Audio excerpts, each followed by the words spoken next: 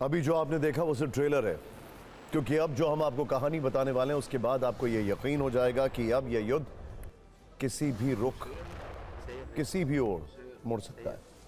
और अब वर्ल्ड में विध्वंसक हमलों से तबाही हो रही है और युद्ध के छठे दिन ईरान और अमेरिका में धमकियों की फायरिंग से पूरे पश्चिम एशिया में खलबली हो गई है। ईरान ने कहा कि इजराइल ने अगर तेहरान में सत्ता परिवर्तन कराने के बारे में सोचा तो ईरान उसकी सबसे बड़ी परमाणु बम की फैक्ट्री पर हमला कर देगा। इजराइल में ऐसी तबाही मचेगी कि तेल अवीव सपने में भी सैर उठेगा। तो तेहरान से करीब 10,000 किलोमीटर दूर वाशिंगटन डीसी से जवाबी धमकी आई है।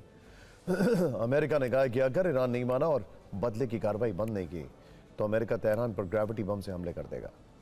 इन धमकियों से साफ है कि यह युद्ध न सिर्फ लंबा खिंचेगा बल्कि पश्चिम एशिया में महाविनाश का खौफनाक चैप्टर भी खुल सकता है। दुनिया भर के डिफेंस एक्सपर्ट अब इस युद्ध के बढ़ते दायरे को लेकर चिंतित हैं। अभी ईरान की दो बड़ी धमकी की बात करना बहुत जरूरी है, क्योंकि इसके टारगेट पर अब सिर्फ इजराइल का न्यूक्लियर प्लांट ही नहीं बल्कि खाड़ी देशों की प्यास बुझाने वाले, खारे पीने को पीने लायक बनाने वाली फैक्ट्रियों को भी ईरान तबाह कर सकता है। देखिए, इस चीज को आप समझिए, यह बहुत बड़ी खबर है। हम बात कर रहे हैं ऐसे टेरेन की जो कि रेगिस्तान है, पानी की बेहद कमी है, समंदर से घिरा है, लेकिन वहां पर वाटर प्लांट्स हैं। अगर उन वाटर प्लांट्स पे हमला हुआ तो 2 हफ्ते के अंदर, सिर्फ 2 हफ्ते के अंदर त्राहिमाम बच जाएगा। ये मैं नहीं कह रहा हूं, एक बहुत बड़े प्रोफेसर है जियांग, जो कि आजकल बहुत वायरल हो रहे हैं, उनके प्रेडिक्शंस और उनका एनालिसिस है। इजराइल की परमाणु बम बनाने वाली फैक्ट्री ईरान के टारगेट पर क्यों है, पहले यह समझते हैं। ईरान पर पहले दिन हमले के बाद से ही इजराइल का लक्ष्य वहां सत्ता परिवर्तन करवाना है। ईरान में अपने मन मुताबिक कठपुतली सरकार बनवाना है। ईरान ने इजराइल की इसी मंशा को भांपते हुए उसके डिमोना परमाणु साइट पर हमले की वार्निंग दे दी है। आपको याद होगा, हिजबुल्लाह के ड्रोन्स ने डिमोना परमाणु साइट के वीडियोस रिलीज किए थे, याद होगा आपको। खैर, ईरान की न्यूज एजेंसी ISNA ने एक सैन्य अधिकारी के हवाले से रिपोर्ट दी है कि इजराइल ने अगर ऐसी कोई भी कोशिश की तो ईरान की सेना डिमोना प्लांट को उड़ा देगी। डिमोना न्यूक्लियर प्लांट इजराइल के लिए बेहद महत्वपूर्ण क्यों है, अब ये देखिए, ध्यान से देखिएगा। एक्सक्यूज मी, देखिए, डिमोना न्यूक्लियर साइट को आधिकारिक तौर पर Shimon Peres Negev nuclear research centre कहा जाता है, लेकिन इजराइल के नेगेव रेगिस्तान में यह एक सीक्रेट न्यूक्लियर सेंटर है। इसका निर्माण फ्रांस की गुप्त तकनीक की मदद से 1950 के दशक में शुरू हुआ। शुरुआत में इजराइल ने इसे एक कपड़ा फैक्ट्री बताया, लेकिन अब ध्यान से देखिएगा,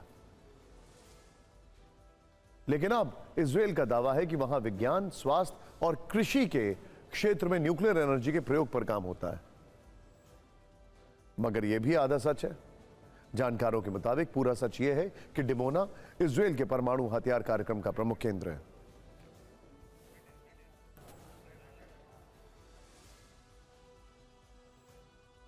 ऐसा माना जाता है कि वहां पर प्लूटोनियम का प्रोडक्शन किया जाता है, जो परमाणु बम बनाने के काम में आता है। सुरक्षा इतनी सख्त, ऊपर से विमान निकलना भी बैन है। यानी एक तरह से यह प्लांट इजराइल की सुरक्षा के लिए धड़कन की तरह है, और उसी धड़कन को ईरान ने बंद करने की धमकी दे दी है। पिछले वर्ष जब 12 दिनों तक ईरान इजराइल में संघर्ष चला था, उस समय भी ईरान की कुछ मिसाइलें डिमोना के पास जाकर गिरी थी और उसे ईरान की बड़ी चेतावनी के तौर पर देखा गया था। लेकिन इस बार ईरान का कहना है कि वो डिमोना पर हमला करेगा, इजराइल को भारी नुकसान पहुंचाएगा। ईरान ने इसके अलावा खाड़ी के देशों को प्यासा मारने का भी प्लान बनाया है।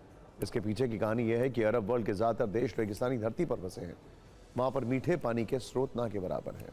ध्यान से देखिएगा, ऐसे में समुद्र के खारे पानी को पीने लायक बनाने के लिए सऊदी अरब, दुबई, कतर और बहरीन में कई बड़ी फैक्ट्रियां हैं, कई बड़े यूनिट्स हैं। 1970 के दशक से लेकर अब तक खाड़ी देश में ऐसे करीब 450 प्लांट्स हैं जो इस काम को करते हैं। खाड़ी देशों के लिए तेल से ज्यादा जरूरी है पानी, और ये फैसिलिटीज खाड़ी क्षेत्रों के लिए लाइफलाइन की तरह है। अमेरिका की खुफिया एजेंसी CIA ने शायद इसीलिए इन कंपनियों को स्ट्रैटेजिक कमोडिटी करार दिया है। लेकिन ब्लूमबर्ग की रिपोर्ट है कि अरब देशों से अमेरिका को सैन्य कार्रवाई के लिए मदद बंद नहीं हुई तो ईरान इन्हें अपना निशाना बना सकता है।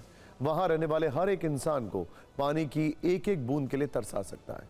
रिपोर्ट में यह भी कहा गया है कि जंग लंबी खिंची तो ईरान वहां के सॉफ्ट टारगेट जैसे कि एनर्जी साइट, एयरपोर्ट को भी निशाना बना सकता है। यानी ईरान बड़े वॉर गेम की योजना बना रहा है जिसमें पूरे अरब वर्ल्ड को वो मुसीबत में डाल सकता है। ईरान के नए सुप्रीम लीडर अली खमेनेई के बेटे मुज्तबा खमेनेई अपनी धमकी से शायद ऐसी ही तबाही की ओर इशारा कर रहे हैं। और ट्रंप ने जवाब में सफाई दी है कि ईरान पर अगर अमेरिकी हमला ना करता तो ईरान घातक हथियारों का इस्तेमाल हम पर और हमारे सहयोगियों पर करता। दोनों तरफ से जुबानी फायरिंग भी आपको जरूर देखनी चाहिए।